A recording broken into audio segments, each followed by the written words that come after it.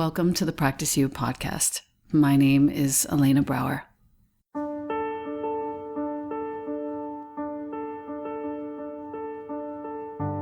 Together, we'll explore and enjoy content and conversations around mastering transitions in our relations, our wellness, our careers, our families, and especially in our missions and visions. You are invited to learn and love and listen with me. Welcome to Practice You.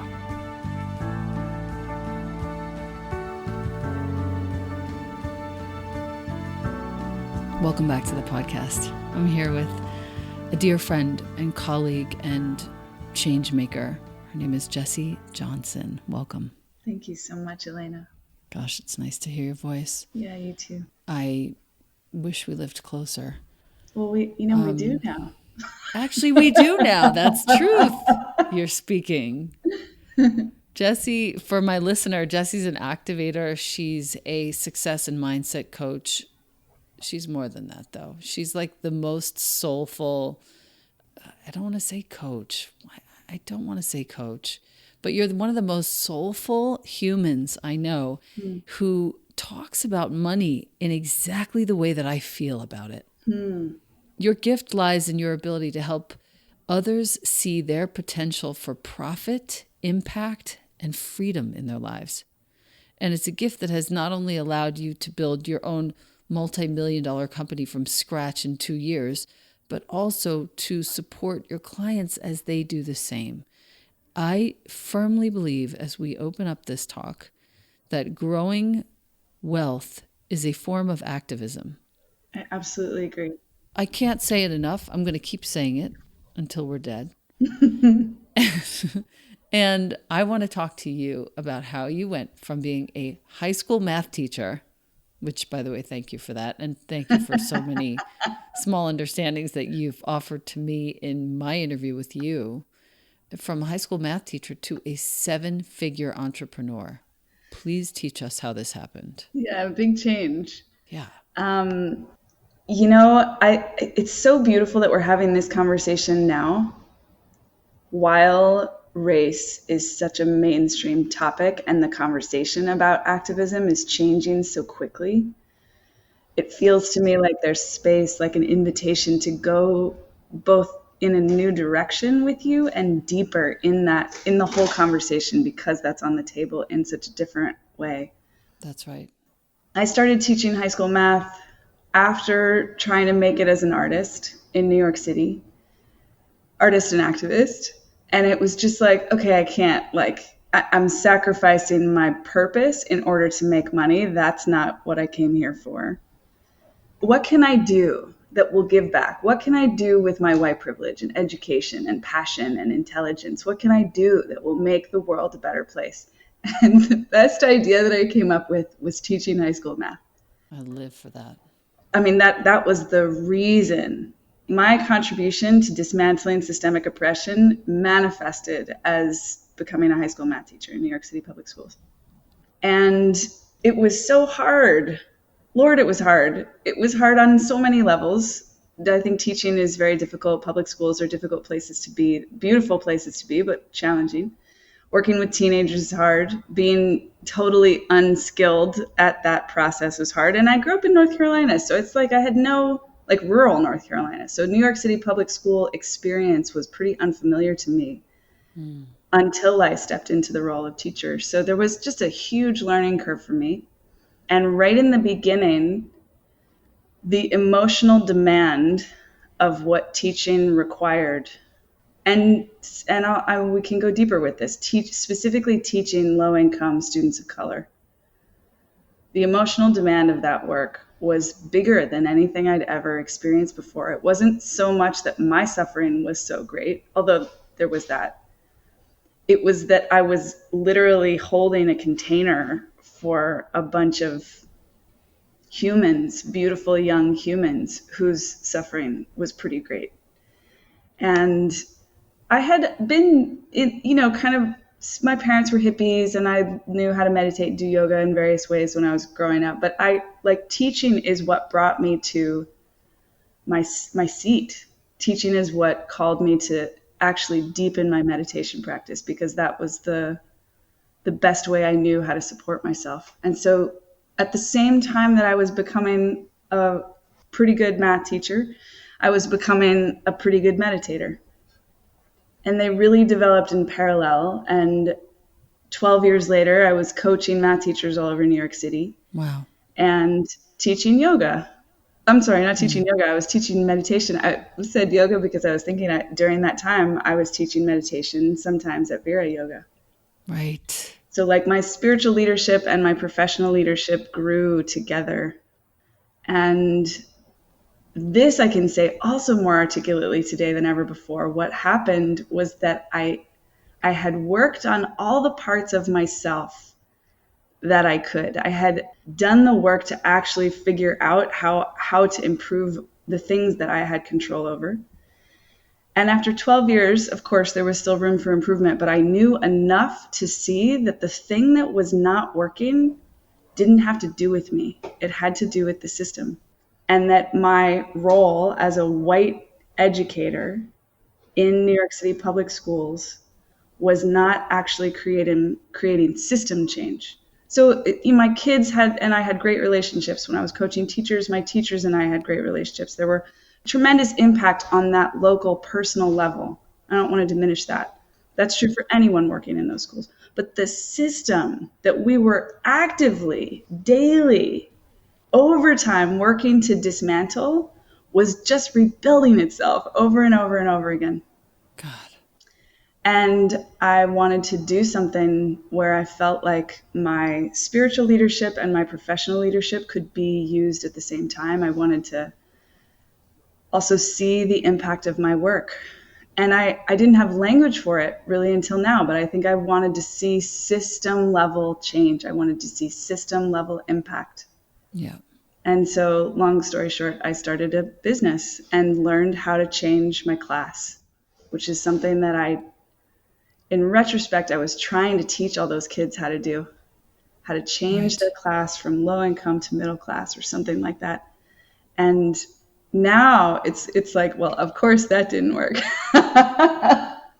Of course. Tell me more about what you saw systemically in the school that made you believe that there was nothing that one person could do. I saw lots of things. One of the things that I saw was, the way that I think about it now is that there's a culture of scarcity in schools.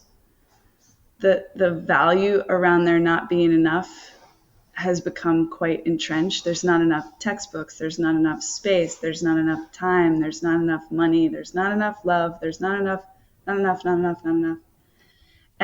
I mean, I think this is, in many ways, this is a very, frankly, American or Western value, scarcity. This is how we justify complaining about so much, But in schools, there's so much reality of that scarcity that it's really quite a spiritual practice to go into that environment day after day and not participate in it. To the extent that positive change, actual transformation is happening in schools, actual learning, actual healing, actual help, I believe it is because someone, whether it's a student, a teacher, a parent, an administrator, a social worker, someone is refusing to participate in the story of not enough. Right.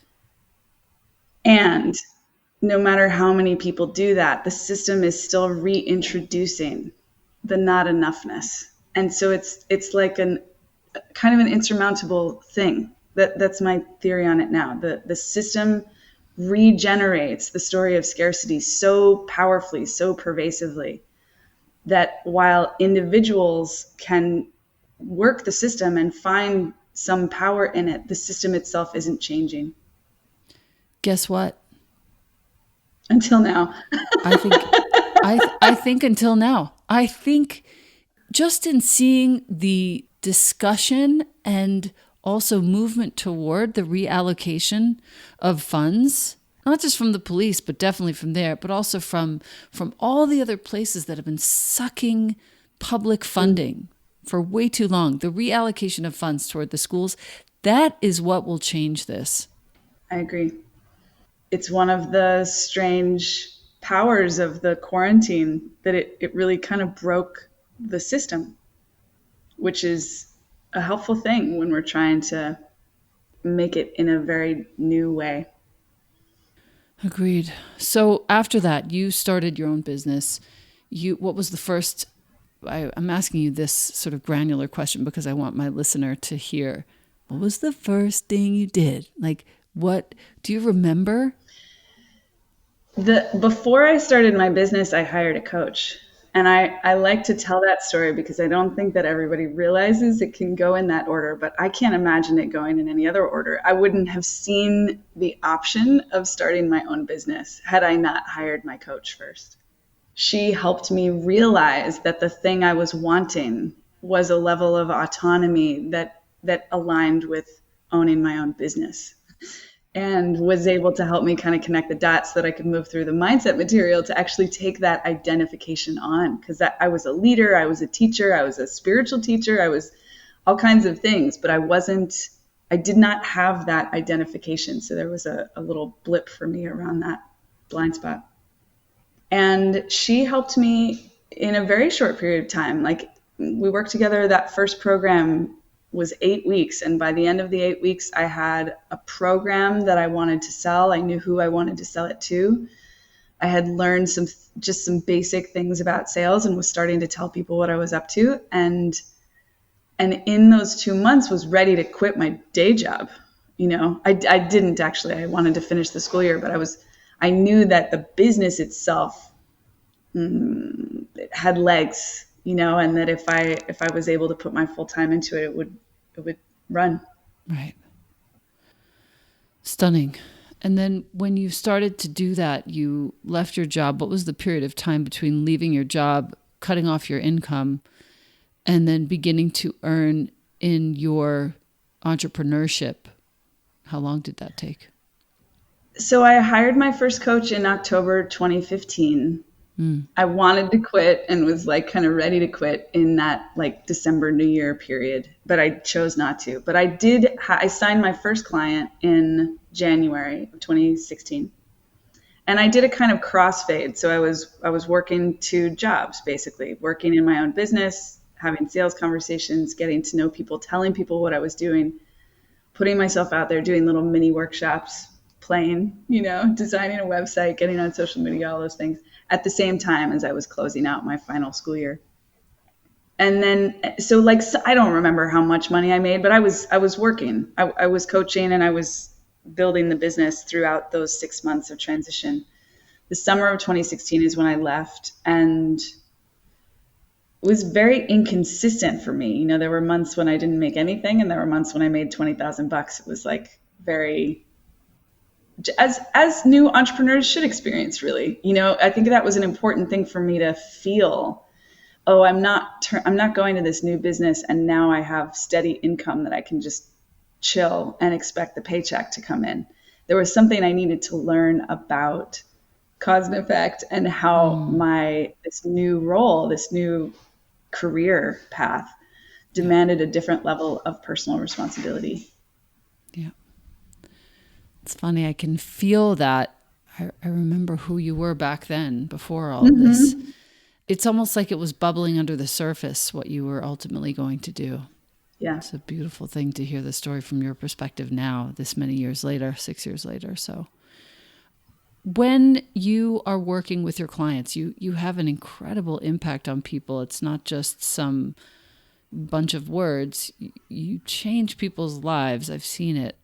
I would love to hear what your finest work has been. You don't have to name names or anything, but what's your finest work to date? Like if you could say to your grandmother or somebody, I'm most proud of this that I did. What is that? It's like tearing up the way that you're framing that question. So generous. You're so generous, Elena. I love you. I love the way that you approach life. I'm so grateful to know you and be with you in this lifetime. Gosh, thank you. So three things came up as you said that. One is just for fun, like a money win. One of my clients hired me. She didn't have a business. She was superstar, like really high powered. She'd written a book. She'd been working some 6-figure corporate job. She like knew what it was to be out there in the world doing something. She hired me. She wanted to start a business. She had no idea what it was. And really the thing that I did with her was help her choose, help her put her stake in the ground next to one of the 17 big visions that she had. And 6 weeks later, she'd made $160,000, which is more money than she'd ever made in a year before. Wow. And that was really fun to watch her just move so fast from dream, from vision, from possibility into creation. Yeah. And her vision in the next year or 3 or 5, everyone will know her name. Absolutely clear. She's on an exponential trajectory. So she's doing amazing work. And for my listener, how did she make that money? Was it a course, a product? Tell us. She is consulting in the natural foods industry. Her vision is that grocery stores will not have natural food aisles because everything will be natural foods. Oh, wow. And so cool. She has a beautiful story. Her name is Kate Labrosse. She has a beautiful story of really using natural foods to heal bipolar disorder that was almost crippling for her about a decade ago. That's what her book is about, her first book. Wow. And so she just believes in this fully. She knows the space. She's got a tremendous network, and it's really inspiring to watch her turn it up. Yeah. Yeah. It's gorgeous. And then you were about to say something else when I rudely interrupted you.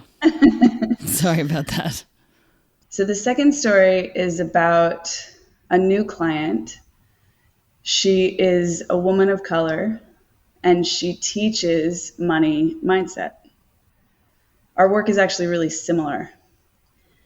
And it's been so, like, I feel like I actually have had the experience that my whole life has been so that I can be in this relationship with her.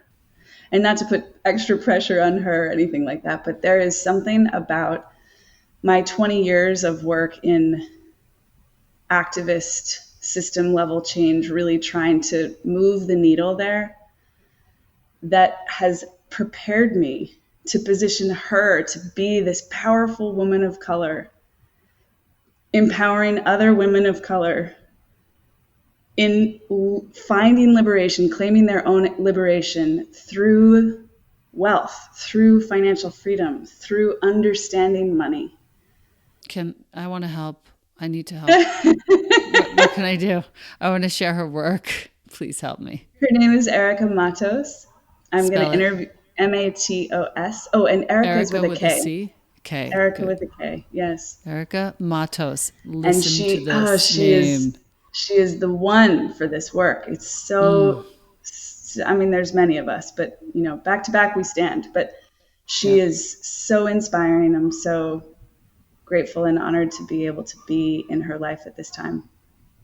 One of her moments in the last week, 2 weeks, I guess, as the race conversation has escalated, was really about, like, who am I to shine during this time? Who am I to be making money during this time? And coaching her through that and helping her claim her own understanding that actually this is her time. This is the most important time for her to be serving, shining, thriving. So I'm super inspired by her. Growth of wealth is activism. That's right. That's right. And if those are the two that you're most proud of in your sort of putting your hand under somebody's sole of their shoe and lifting them up, what changes in you when you do that? When you see somebody rising the way that Kate will or Erica will, when you see that happening, what changes in you? Beautiful question. What's interesting is that a huge part of my work to get here, to get to that 7-figure mark, to actually get really, like, squeaky clean about my own transmission as a healer, spiritual teacher, coach, is that I kind of have to not get anything out of it in a way. There has to be an untethering of that old codependency that I think I probably cultivated early on, but I definitely cultivated as a teacher, where it was like their success, their grades literally determined my success. They showed me if they got A's, that meant I was a good teacher. If they failed the Regents, it meant that I was a bad teacher. Like, it was very black and white.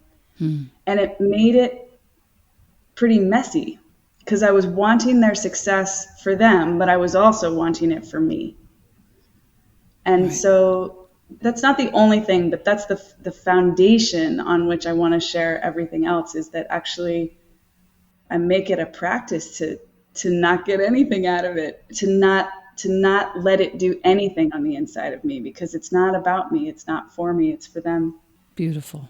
And then on top of that, it's like, yeah, this is what we're all here for. We are here to contribute. We are here to help each other. We are here to lift each other up. And so when the lifting happens, when I get to participate in that, I do feel a sense of alignment and resonance, and like, yeah, this is what we came here for. This is it. This is it. Yeah.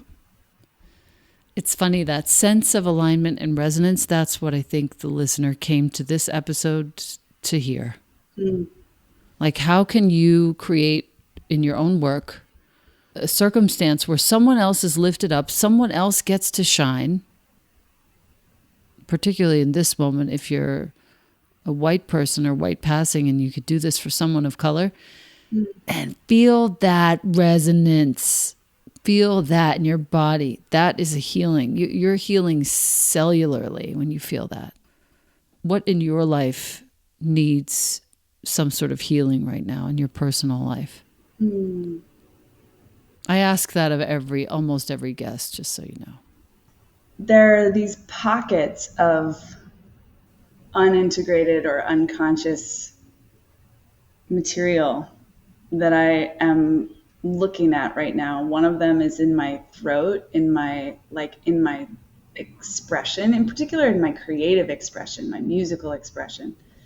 I've been working with two beautiful songwriting coaches, and that is going straight into looking at, like, this is a funny example, but looking at like all the freaking boyfriends that I've had who didn't want me to sing, all the relationships I've had with freaking musicians who didn't see me as valuable in my own musicianship. Until now. Well, it doesn't matter anymore. Right? Because who cares? I love that. Perfect. But I know that's not a concluded healing. There's more to do there.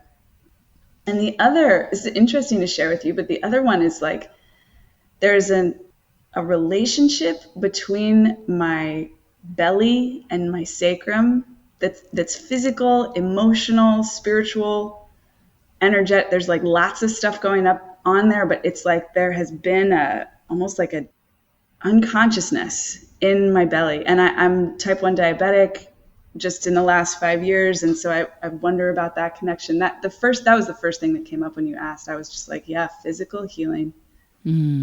Got it. And if you could name one, what is your favorite view? And that could be a view from inside, outside, go crazy. There is a really fancy, very, very expensive, like hotel kind of, it's not a hotel, it's like what do you call that? Like little 10 times higher class than any retreat center I've ever been to, called Post Ranch in Big Sur. I've been there. And they have this restaurant that looks out over the ocean. That's right. And I had the pleasure of being on retreat with my coach. This is a couple years ago in Big Sur. And it was a dark retreat. I was blindfolded the whole time. To be in Big Sur and be blindfolded the whole time. I mean, it was like, what? Big Sur is like one of the natural wonders of the world. And they took my blindfold off on the edge of that cliff view. No. So I after not seeing anything for like 2 days, my first view was just this enormous, glorious expanse of the Pacific.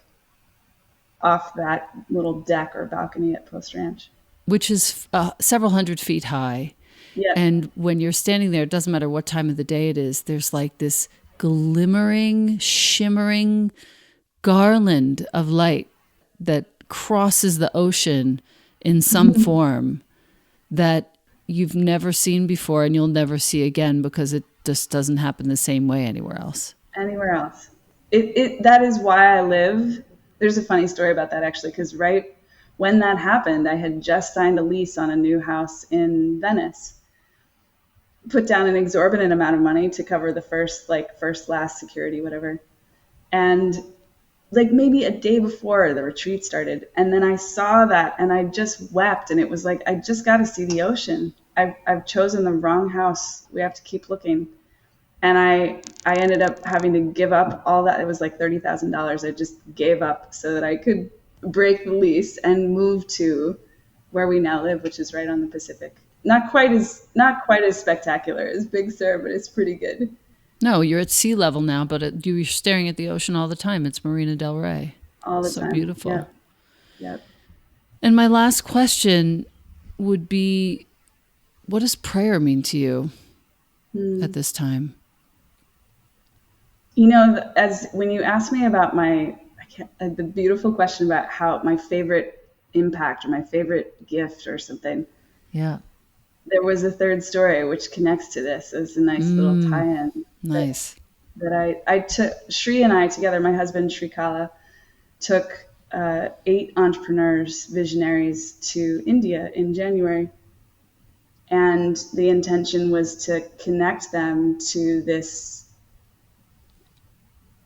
bigger than our human body experience. And the truth is, I think that the intention, I didn't have language for it then, but was to stop the world. Like, you can't, as a Westerner, you can't go to India and not have all your patterns disrupted.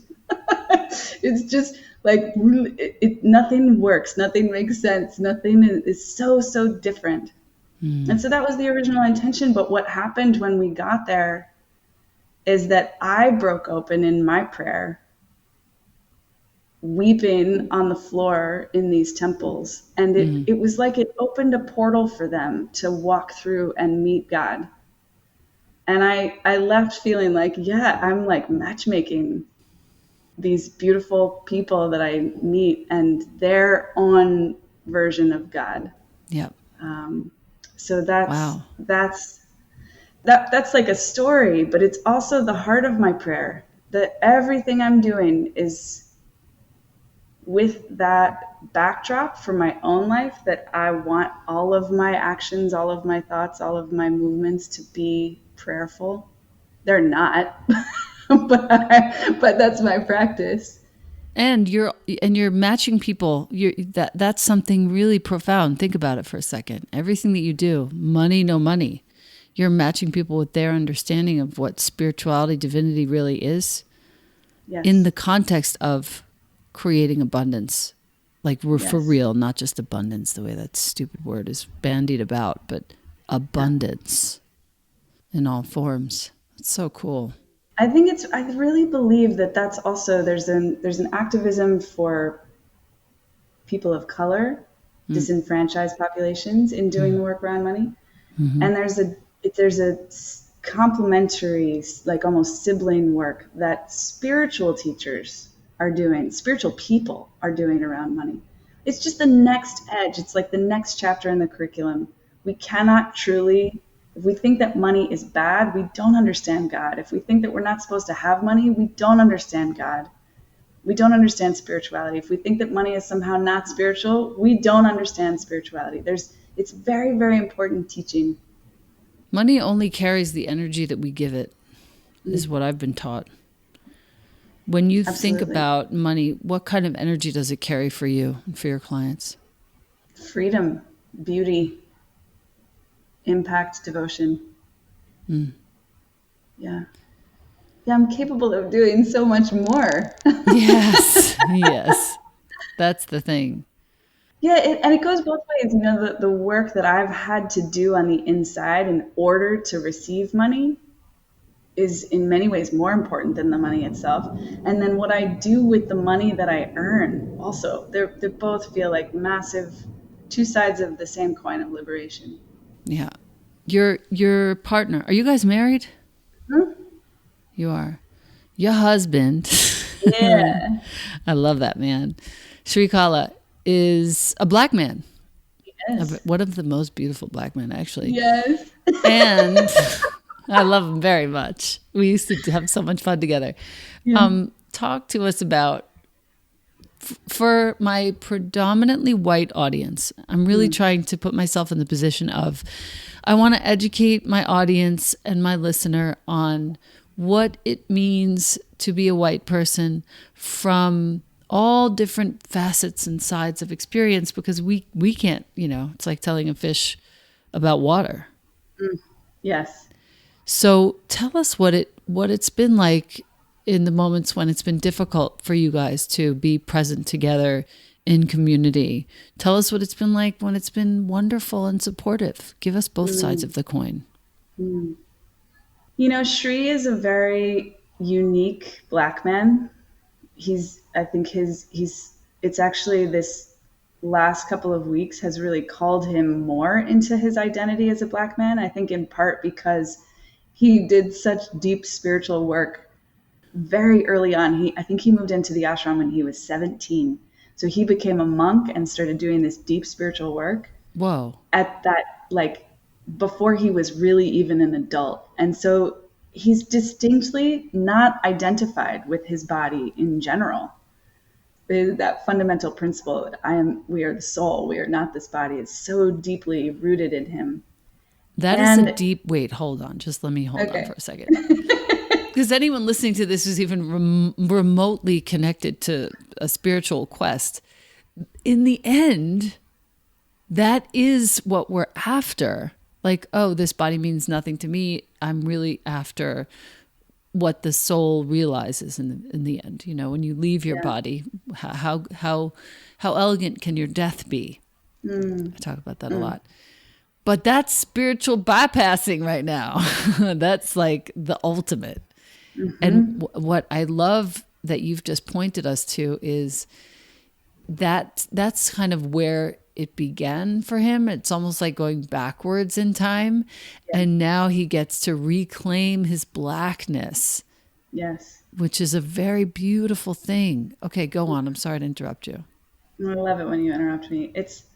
You're absolutely right. His work, really, since we met, we've been in partnership for about 10 years now. And throughout that time, he has been integrating his, I would say, almost kind of enlightened understanding of who he really is into his body. And there's a different, right? This is true for all of us, I think, as spiritual seekers.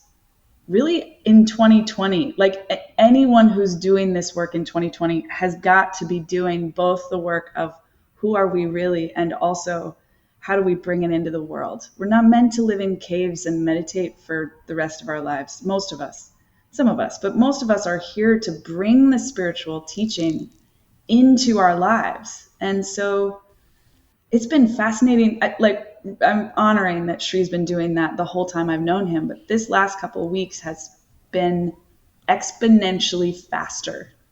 He's like feeling the pain and the suffering and the like urgency for change on a cultural level, relating to the identifications of oppressor and oppressed. Not 100%, in fact, maybe not even 2%, but relating to them instead of just kind of moving beyond them. Right. And as a result, he is speaking to more people than ever before. Wow. His words are landing with people in new ways because he's integrating his physical identity with his spiritual truth, his spiritual soul. So, and it's interesting, we've spent a tremendous amount of time in spiritual community where most of the people are white, and he is often the only black body or one of just a couple black bodies in a huge transformational festival with thousands of people. Yeah, I've been at I've seen it. Yeah, I've yeah, been there when he is the one. He and Justin. yeah, yep. Ay, ay, ay. And so we've talked about that throughout the time, but this is the first time that I'm seeing him really catalyzed, and both of us together Yeah. to do, not just talk about it, not just kind of poke around at people, but to really raise the standard around what we're going to participate in. Yeah. And one of the most painful things, and I think this is useful also for the white audience. Like Definitely. I'm used to being able to go to Shri for anything. He is so good at loving, and everyone that knows him knows this. Like he is a lover. His love is strong and pretty unconditional. And so I'm used to going to him when I'm struggling with things, as my husband, as my partner, as this beacon of love. Right. And as we've been unpacking our own responses to the escalating conversation about race, I have learned that there are things that he is not the one to support me with. My experience, the struggles that I have as a white woman dealing with, for example, like just feeling like, oh my gosh, how do I want to invite all these Black women to speak on my podcast, on my platform. Do I invite them because they're a Black woman? Do I not talk about that? Like whatever the conundrums that I go through as a white person navigating this chargy landscape. He's not the one to support. No, Exactly. he's not the one. You call my ass. Yep. Yeah. And I'm more upset than he is most of the time. Anytime that somebody's upset, I'm probably the one that's more upset. So it's like right. letting myself find that support, ironically, in white communities is more productive. And then showing up for him, curious and ready to move in whatever direction he wants to. It's a very devotional space. Yeah, that does come off of you two when I see you together. The devotion, the energy of devotion is emanating from the two of you as a unit. It's something very special. Well, I think this one is also going to be a to be continued moment because I don't feel like I'm done with you yet. I want to respect your time and mine. I want to say how much respect I have for you, the importance of your work. And I would say, especially since my, again, predominantly white audience is listening, call every single person of color that you love, that you respect, and invite them on your podcast and on your broadcast. Why? Because it's time to center and feature their voices and let them shine. I have been completely negligent in this region, even though there are so many women of color that I love and men. And it just wasn't even a thought. And now it's every thought. And now I'm thrilled. I'm learning leaps and bounds every single day. I'm being fed. They're being fed. My audience is certainly being fed. And as things change, my intent is to continue evening out this playing field until there is no different playing field and there's no bumps and there's no hills. It's just one. Amen. Yeah. I love you very much. I look forward to our next chat. I love you too, Elena. Thanks so much. Thank you.